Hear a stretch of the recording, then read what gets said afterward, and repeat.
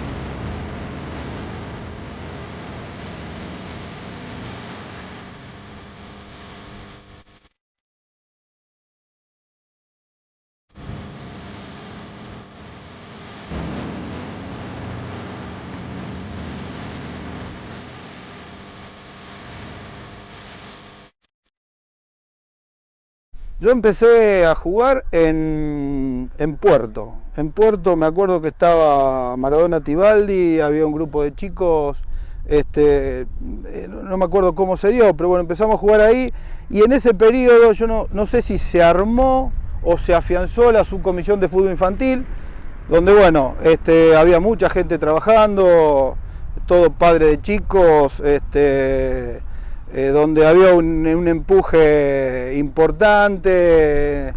Me acuerdo que estaba Pedro Torres, Miguel Soldani, mi viejo, Machelari, Juan Loná. Y bueno, ahí es donde arranco. Me acuerdo que ahí medio que se conformó o se afianzó la subcomisión de fútbol infantil, y empezamos, yo no me acuerdo, pero me parece que lo primero eran torneos, donde se hacían torneos en Firmá, en Argentino, torneos en Cora. El primer torneo, que me acuerdo, una anécdota, digamos, el primer partido que jugamos así con la camiseta, no sé si el primero, pero me acuerdo de ese momento que uno de los primeros con la camiseta del Sportivo en Cora, y fue un torneo donde nos tocó jugar contra Firmat Fogal y nos metieron, qué sé yo, como 10 goles. Y la verdad que en un momento del partido, viste, vos decías, ellos ya venían con una trayectoria, venían con un trabajo y se notaba la diferencia. Pero bueno, después con el tiempo eso se fue igualando. Exactamente. Después, bueno, ¿cuánto tiempo en divisiones inferiores hasta llegar a primera? ¿A qué edad debutaste en la primera división de Bombal? Mira, la edad no me acuerdo bien. Yo lo que sí me acuerdo que allá, por el 89 o 90, cuando estaba creo que Merigi de técnico, yo jugaba en segunda y a veces estaba de suplente en primera. Y sí, ya en el 91, 92, esos años me tocó jugar en primera. Pero ahí habrá sido 89, 90, esos años. ¿Y te acordás del técnico que te subió, el que te afianzó en primera, el que te dio la continuidad? Jugué algunos partidos con Merigi, pero como me afiancé en la época que estaba Remo Nadalini. Digamos, ahí me tocó jugar en la época de Remo, que fueron 2 o 3 años, o hasta el 2004 creo que fue. Pero bueno, después me acuerdo de técnico mucho de Julio, porque a Julio lo tuve en las inferiores y siempre fue un referente en la época que estaba de técnico en las inferiores. Era uno de los mejores jugadores, un referente de Bombal, entonces uno le quedaba esa imagen de lo que era Julio Pellegrini. Después lo tuve de técnico en primera, o en segunda, no me acuerdo, pero en la división mayor. Y después así los compañeros, ¿de qué más te acordás? Muchos nombran, por ejemplo, a Javier, que era un jugador diferente, un distinto. Después aparece el ruso ahí. Vos lo viviste a los dos. Sí, yo el ruso, por eso yo te decía, nosotros éramos de la categoría 71. Me acuerdo que con Firmat Fogal, que tenía una 71 fuerte, en un momento igualamos y digamos nosotros la diferencia la marcaba el ruso, que era un jugador distinto. Y bueno, yo del ruso, digamos, hice todas las inferiores y jugué con él bastante. Era un jugador distinto, un jugador polifuncional que juega en cualquier posición. Después tuvo la oportunidad de estar en Newell, en la época que estuvo en Newell estaba muy bien y creo que después vino acá y cuando vino acá sí, andaba muy bien, marcó diferencia.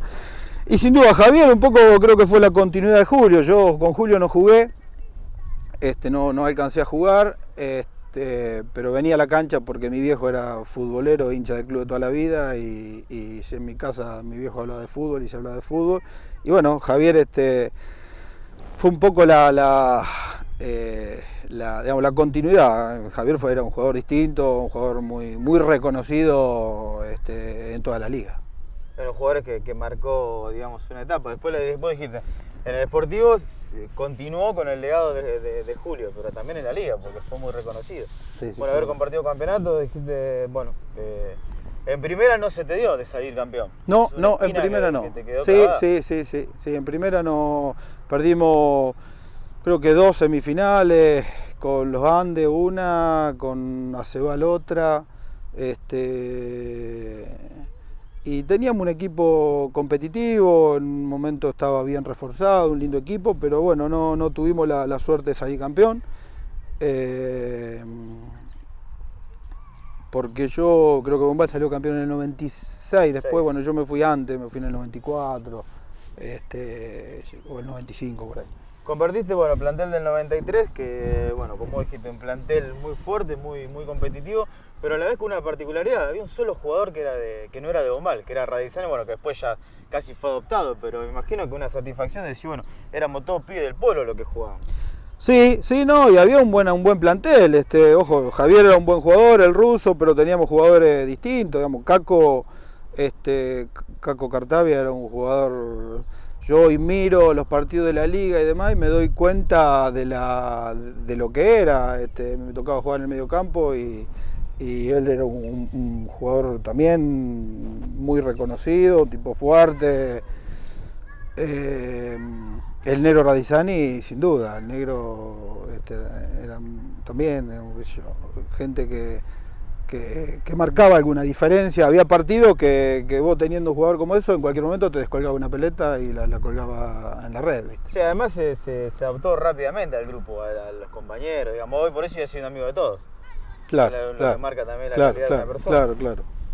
Bueno, el hecho de compartir, bueno, diferentes planteles, de enfrentar a distintos rivales, ¿cuál te acordás vos? Decís, bueno, este jugador era complicado, era difícil, lo marcaba duro, o cuando te lo enfrentabas sabía que venía una patadita de más. ¿Te acordás de algunos medio fuertes, viste? Los clásicos de Viviana eran... Bueno, el del 93 me acuerdo, hubo patadas. De todos los colores. Sí, sí. Mirá, yo me acuerdo de jugadores, buenos jugadores, que eran difíciles de marcar y demás. Me acuerdo de Bondiol Arizmendi cuando jugaba en los Andes, Meucci que jugaba de 10, que era un jugador también, que era muy difícil de marcar, tipo muy rápido con toque de primera. Me acuerdo de, que no me sale el apellido, pero el 9 de Firmá Foba, el mono Ibarra, el cabezazo era inagarrable, qué sé yo, ahora si digamos, me pongo a pensar, por ahí me acuerdo de algunos más, pero esos son los que me quedaron. El turco en los Andes era un jugador duro que pegaba y era un juego bastante duro. No, había buenos jugadores, o sea, yo creo que eran muy competitivos y nos tocó, en esa época nos tocó encontrar un Los Andes muy bien armado como institución, donde estaban reforzados en todas las líneas.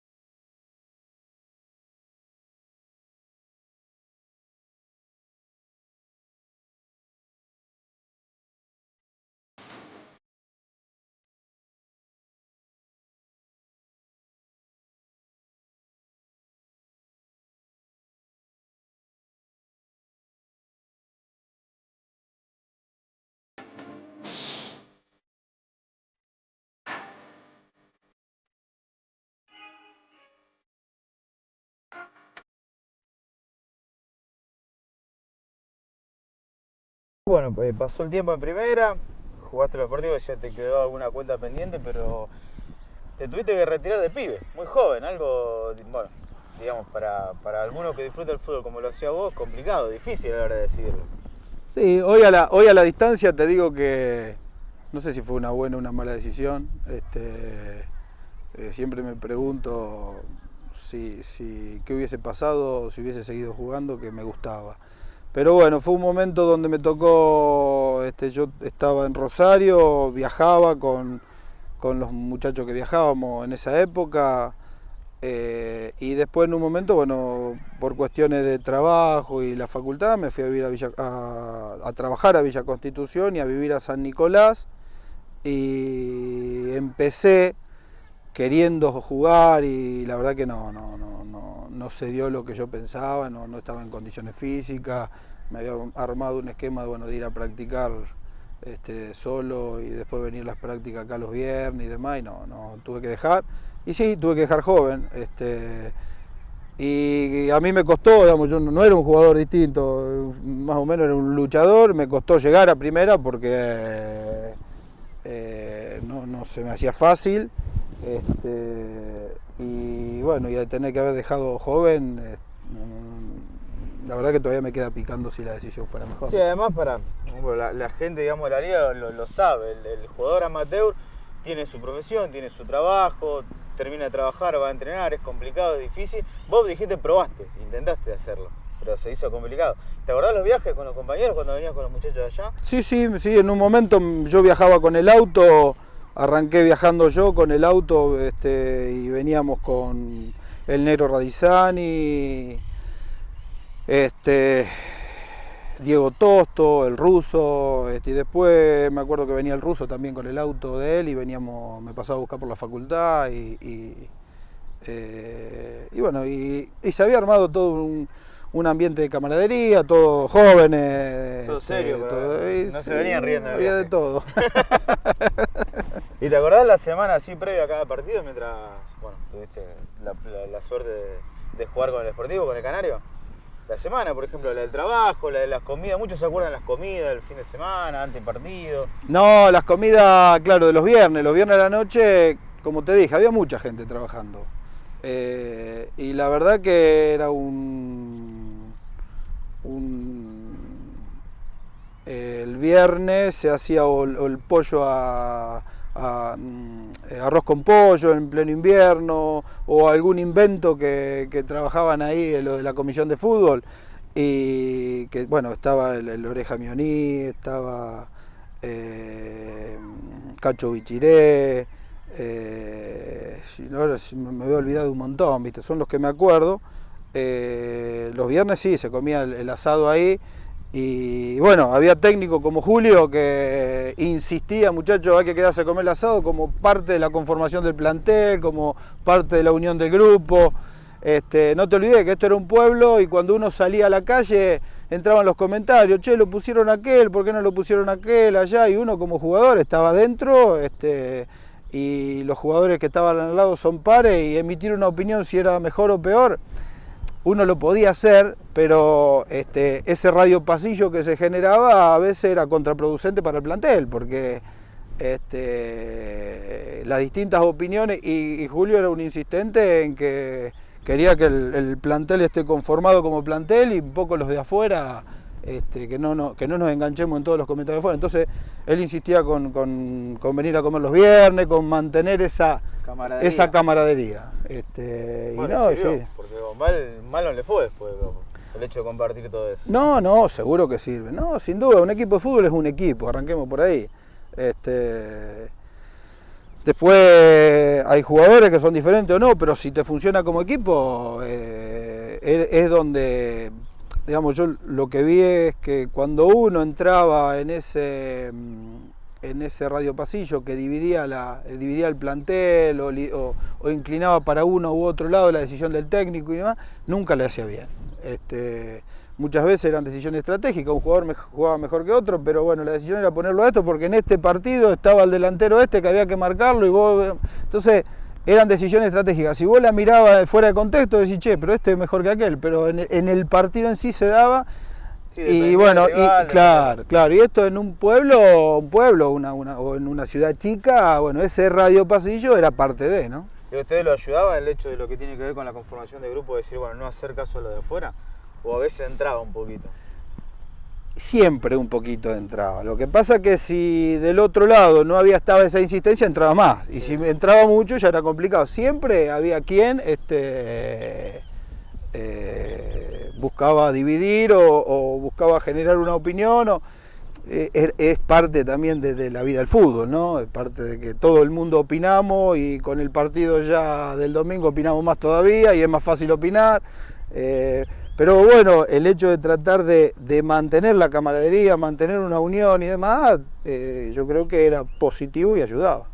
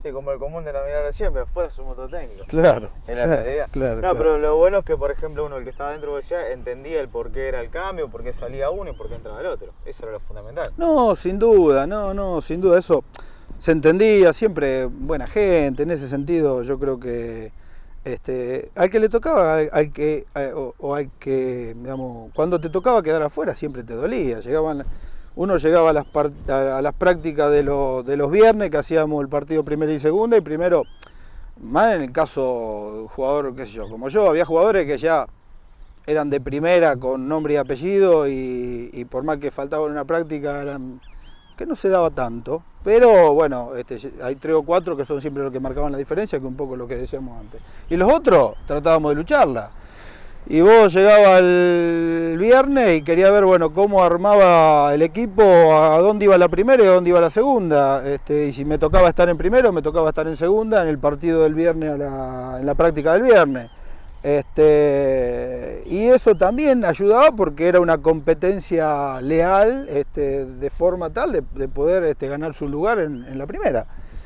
Y bueno, y eso también traía que los partidos del viernes eran los partidos del viernes, o sea, se jugaban, me acuerdo, yo no sé si una fecha, pero era un partido de fútbol que había que ganar. Y me acuerdo muchas veces en la época de Remo, las calenturas que se agarraba, que cuando los de segunda iban a muerte en una pelota dividida, que íbamos a lesionar a alguno, o que se iba a lesionar a alguno. Y bueno, la verdad que, viste, y no se notaba la diferencia en el resultado. O sea, la primera no es que le ganaba 4-0 a la segunda, era un partido trabado, por ahí ganaba la segunda, por ahí ganaba la primera. Pero bueno, era parte también de la competencia, ¿no? Sí, el hecho de que, como hablamos hace un ratito, el de segunda también quería ganar su lugar en primera. Claro, quería ser visto por el técnico, por lo menos demostrar que tenía condiciones.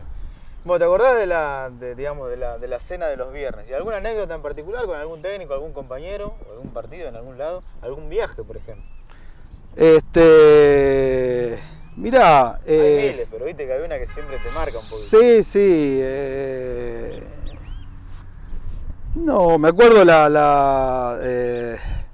digamos, como anécdota no, me acuerdo las posiciones de Remo con el tema de la comida de los domingos, que era insistente, con el tema de la orina, si era amarilla o más blanca, y si estaba con la orina blanca era mejor.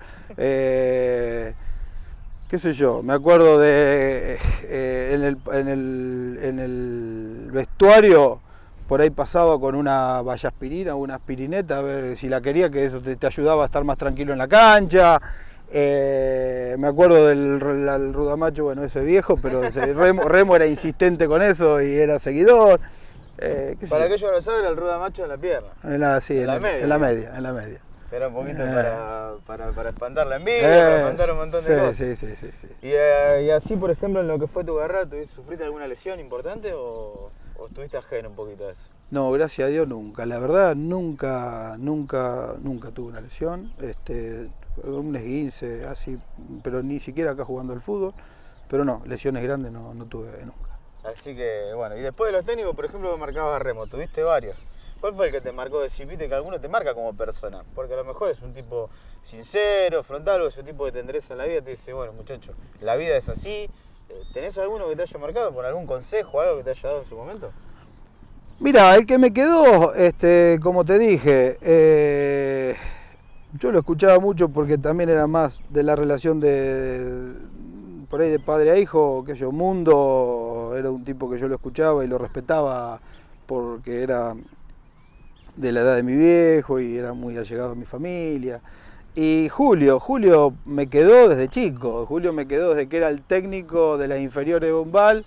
Que era el ídolo de primera. Y claro, y en ese momento era el ídolo de primera. Y después cuando lo tuve como técnico, me acuerdo que a Julio le gustaba armar un mediocampo que juegue lindo al fútbol y a veces se le complicaba. Bueno, y yo no era de esos jugadores que jugaba lindo, o sea, yo digamos, era un jugador jugaba de tapón, no tenía un buen dominio de pelota y demás. Y muchas veces me decía, digamos, vamos a jugar así, así. Y a veces él, yo en mi interior decía, puta, ¿por qué no no podía complacer en tener ese dominio y ese juego lúcido que a él le gustaba? Que le gustaba, la claro, salida limpia. La salida limpia y todo eso, claro. Sin embargo, era un jugador más de tapón, más de cubrir la línea. Sí, más de cubrir los huecos. Seguro. Y de los compañeros, ¿qué te acuerdas? Bueno, tuviste un referente de compañero como fue Titín también, lo tuviste a Caco, tuviste a Marcelo Rovizo, lo tuviste al Ruso. ¿De qué te acuerdas de alguno? Por ejemplo, las características del juego, virtudes o lo más importante que el valor humano, ¿no? Sí, mira, amigo fui de todo, digamos, qué sé yo, de haber compartido, digamos, la generación del Titín, del Hacho, de Javier, de Caco, esa es la generación post 80, donde, digamos, claro, ellos agarran después que Bombay ganó todo al principio de la década del 80 y demás, que tenían ellos fueron formándose. Claro, digamos, a la espalda de Javier, de Julio. De Julio, claro, de Gritti, bueno, Gritti creo que fue con ellos, pero de Nero Trusendi, de Quinto Paje en el Arco, y que en ese momento Bombal era Bombal. Sí. Y bueno, ellos eran los que marcaban un poco y los líderes del grupo, ¿no es cierto? Yo entré después. Bueno, el ruso como empezó a jugar de pibito, de joven, él ya estaba, el Ruso, el Pini, Pepe Castricini, Pepe también jugó bastante, Pepe de mi categoría y él jugó bastante antes que yo en primera. Pero los líderes de ese momento eran esa generación, o sea, poco eran los que marcaban el rumbo, ¿no? No, y sí, buenas relaciones, buena gente, mucho trabajo. Titín un trabajador, Titín no falta buena práctica, un tipo dedicado, muy laburante en lo que hacía, Caco, un jugador diferente en la potencia que tenía. El Hacho, un Winde que en esa época no había, entonces vos no sabías dónde tirar la pelota, se sabía que el Hacho estaba allá. Y Javier, bueno, era distinto, el Ruso muy polifuncional, jugaba en cualquier posición, el Ruso arranca de 9, jugaba después de 8, después jugaba de 4, de 5. Hoy juega de central, por ejemplo. Hoy está jugando de central, sí. Claro. Bueno, Polanca, un buen jugador, tenía un jugador elegante, tenía buenas características, qué sé yo. Sí, la verdad que era un buen grupo, buenos recuerdos. Y tenía un nuevo goleador. Y sí, el negro era goleador, una pegada de primera, jugaba de espalda como nadie, tipo que jugaba de lo mejor que vi en el fútbol en la zona jugando de espalda. Mirá que los centrales, yo no sé ahora porque no lo sigo mucho, pero los centrales de esa época eran los centrales. Sí. Pero bueno, esos son los recuerdos que tengo.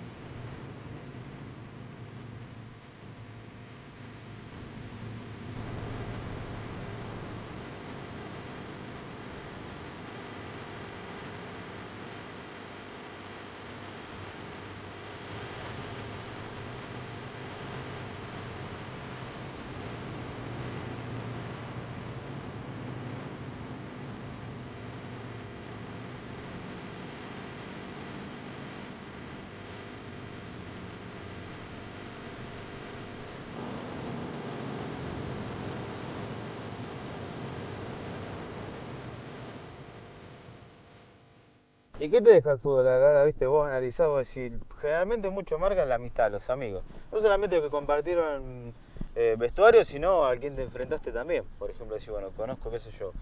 Me acuerdo del Trevigan, lo crucé 20 veces, pero seguimos teniendo una buena relación. ¿Eso te deja el fútbol, la amistad, el conocimiento, el conocer personas? Sí, sin duda. Sí. Después vos cuando va caminando y va encontrando gente, me doy cuenta que la gente que me cruzó jugando al fútbol se acuerda. Qué sé yo. Por ejemplo, hace 3 o 4 años yo, digamos, vivo en Rosario en la zona sur y fui a jugar un picadito. No me acuerdo, había unos amigos jugando que no eran míos, un conocido. Y fui a jugar un picadito y en un momento cuando estaba jugando me dice, no, papá, ¿qué hace? ¿Qué hace, negro? Y bueno, en definitiva era un muchacho que jugaba en Argentino de Firmá, que jugó muchos años y nos cruzamos en la categoría, que ahora no me acuerdo el apellido. Y él se acordaba, empezamos a hablar de los partidos, tenía algunas anécdotas. Y me dice, no me va a pegar acá como pegaba antes. Qué sé yo, igual la vez pasada teníamos una reunión en el laburo y que venía un tipo importante del Banco Credicó, que yo cuando llego habían preparado todo un protocolo, cuando llega era Sergio Rossini, digamos, me abrazó, ¿qué hacer? Pues empezamos a hablar de Bombalde. Bueno, son cosas que quedan, ¿viste? Evidentemente quedan en el recuerdo de cada uno y son momentos compartidos que no te olvidás. ¿Y seguís jugando al fútbol así como para despuntar el vicio? ¿O Ahora, ya directamente lo dejaste a los chicos nada más que corran? no, ahora no. No, hasta hace un tiempo cuando vivía en Rosario iba a jugar en fútbol 5 con los padres de los chicos del colegio. Íbamos a comer el asado y un vinito por medio que a jugar al fútbol, pero bueno, también jugábamos al fútbol o decíamos que jugábamos al fútbol. No, y ahora no, la verdad que no estoy jugando. ¿Estás jugando? Y así, por ejemplo, el hecho de, vos dijiste, me quedó la espina de no haber ganado un campeonato.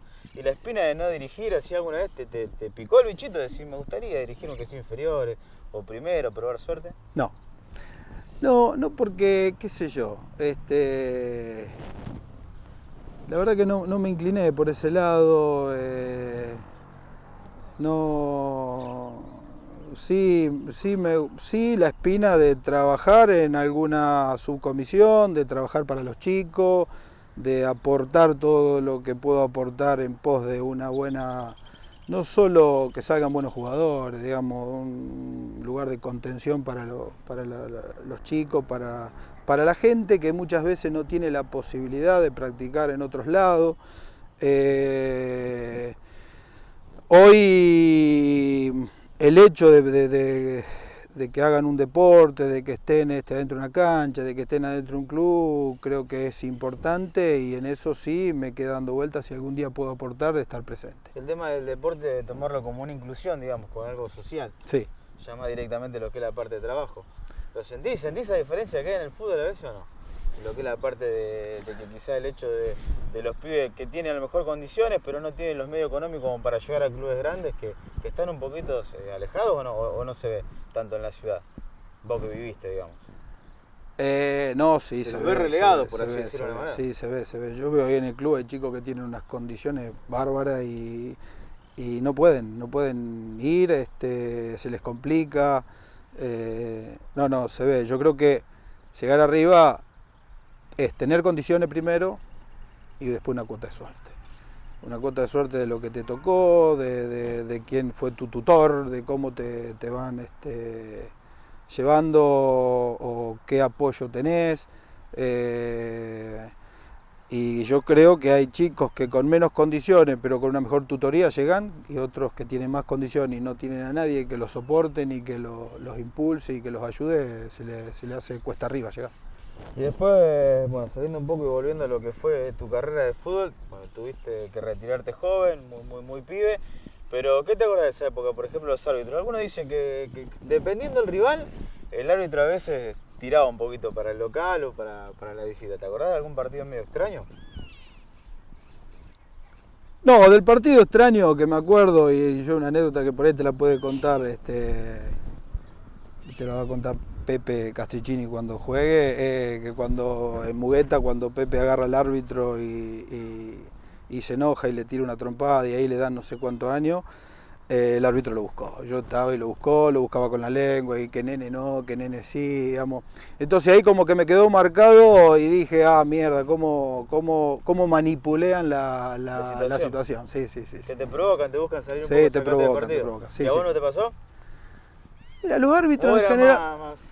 Yo no entraba mucho, los árbitros en general no, sí, los jugadores era parte de... con comentarios duros, con que se te meten en tu vida privada, pero bueno, eso era parte del diálogo de adentro acá. Sí, además en esa época el jugador sabía que tenía la libertad de un golpecito de más, por ejemplo. Claro, sí. La primera patada no pasaba nada. La primera patada esa era el arranque. La primera patada, sí, de última, si es muy fuerte, era una amarilla, pero vos sabés que no pasaba nada. Y la marcada de terreno en la localidad era importante marcar, digamos. Los técnicos decían, no me acuerdo puntualmente, pero Julio decía siempre, dice, si el delantero te va a encarar y sabe que vos sos un jugador limpio, por más que se la saque, no te encara de una manera. Ahora si sabe que cuando recibe de espalda está vos atrás y ya la para de otra forma. O sea, es como que había que marcar la cancha apenas arrancaba el partido. O sea, había que marcar presencia en la primera jugada. La primera jugada, sí. ¿Y te acordás el que más pegaba o al que le tuviste que dar? Al que te dijeron, a ese que marcarlo. Sí, nunca fue digitado ni nada, ni prearmado en decir, bueno, a ver si lo podemos sacar fuera de la cancha. Pero sí hacerle sentir el rigor. Pero sí hacerle sentir el rigor, sí, eran jugadores como te dije. Meucci era un jugador que se me complicaba un montón marcarlo y había que buscar la forma y eran tipos muy buenos con la pelota en los pies, muy rápido en el toque de primera. Qué sé yo, Bondero Arimendi era un muy jugador que dominaba la pelota y pegaba, marcaba la cancha. Pero no, qué sé yo, no era algo digitado, íbamos y tenía que sacarlo fuera de la cancha. Yo tampoco era así, ni mi forma de ser era así, ¿no? Era así un juego duro nada más, pero parte de juego sano y leal. ¿Y el compañero que más cobró? El ruso se ve que cobra mucho, en lo que era en los comienzos. Creo que le dieron. Le dieron. Y puede ser, Javier recibió mucho también, y el negro también. El negro Radizani allá en el fondo recibió, lo que pasa es que muy calladito, no se quejaba y demás, pero había que estar ahí entre medio de los dos centrales. El negro, Javier y el ruso también, digamos. No me acuerdo puntualmente, pero sí, Javier me acuerdo que a Javier lo buscaban de entrada. Había partidos que lo salían a buscar derecho a él. Sabían que era la manija del equipo, sí, el tipo que pensaba. Sabía que si a Javier ya lo podían sacar de afuera de la cancha a Javier, el partido era otro. Que habrá más luchado, un Sportivo más de explotar los winners, como decía vos, y no tanto el tipo pensante que manejaba la pelota en el medio. Que se asociara un poquito, digamos, con lo de arriba. Claro. ¿Y de qué, por ejemplo, seguiste la liga, más allá de los resultados, después de haberte retirado del fútbol, decís, bueno, venir a ver Sportivo, o de los resultados? ¿Tuviste la suerte de venir a ver algún partido más? Sí, después vine un tiempo. Y yo ya después me fui casi del pueblo. Ya casi me quedaba, vivía afuera, no lejos, pero ya, bueno, con la facultad, con el trabajo, la vida misma me fue llevando para otro lado. Y la verdad que vine poco y sí me interiorizo y pregunto de afuera, nada más, pero a la cancha ya participo poco. ¿De Bombal la última vez que viniste a ver ni te acordás? No me acuerdo, no me acuerdo. No, la verdad que no me acuerdo. Muy bien, bueno, Javier, te agradecemos por estos minutos que nos regalaste para poder compartir un poquito lo que fue tu trayectoria, compartiendo anécdotas, y nos gustaría que, bueno, saludes a la gente y saludes a los compañeros del Sportivo y a tu familia, aprovechando la cámara para dejarles un mensaje. O a los chicos también, como vos decías hace un rato, que te gusta participar en lo que es la inclusión de los jóvenes en el deporte. No, seguro, desde ya yo los agradezco a ustedes de darme esta posibilidad y creo de que, como dije, el deporte es una escuela más, cualquier deporte, Y bueno, y el Sportivo veo que ahora está de nuevo tomando real, digamos, se está posicionando en lo que era, se está trabajando, hay un equipo de trabajo, veo la cancha acá que está distinta y eso también entusiasma porque le hace falta al pueblo una institución, más allá que salga campeón o no salga campeón en lo que sea fútbol, pero una institución que esté presente como un proyecto de inclusión social, ¿no? ¿Y a los chicos qué le decís? Ah, bueno. Que se sacrificien, que hagan sacrificio. No, yo creo que los que tienen la posibilidad de defender la camiseta acá, que lo hagan con todo orgullo, que alguna vez la historia del pueblo, la gente y demás se lo va a reconocer. Muy bien, señores, así pasaba, como lo marcamos, Javier Papa, uno de los grandes jugadores que tuvo este Sportivo Bombal. Y ahora lo dejamos en compañía del encuentro que tuvo a Náutico de Melincue frente a Sportivo Bombal, partido del año 1993. Nos encontramos la próxima semana con otra emisión más de Fútbol de Recuerdo. Un abrazo y pásenla bien.